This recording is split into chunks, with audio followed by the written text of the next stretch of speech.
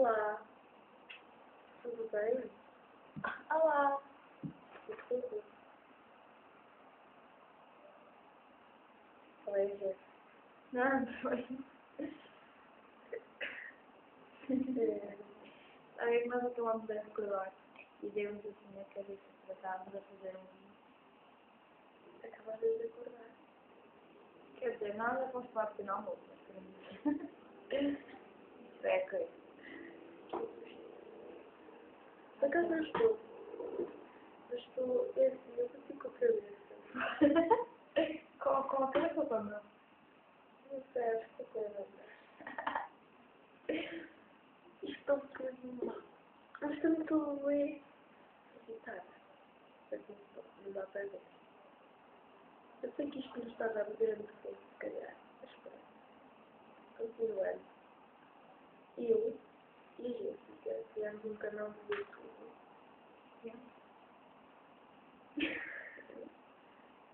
Só para os meus filhos. Talvez seja o primeiro ou o último. Primeiro e o último. Mas pronto, é mesmo só para dar graça e tal. Só para perceber. E.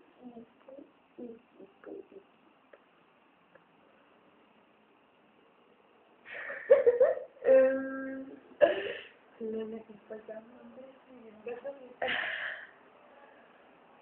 E tipo, eu queria que vocês podiam pôr sites de Chats. Eu explico. Chats portugueses para falar com pessoas portuguesas e que não sejam porcos. Era só isso. só isto. Ok. Então, Não é uma coisa que me enche. Tinichete, porque nós odiamos. Nunca percebemos aquilo. Nem o Skype, não.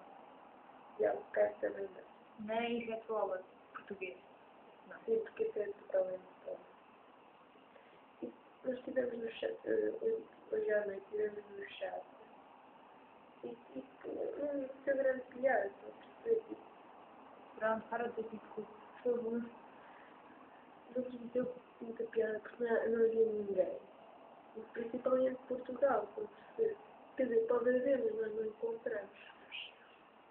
E aí, todos eles. Ok, era só isto. É Deus. Quando não temos o canção, leva. Nós fazemos aqui tipo só por diversão. Eu sei que vou ter uma visualização, isso é brutal. É porque é nossa. Porque é nossa.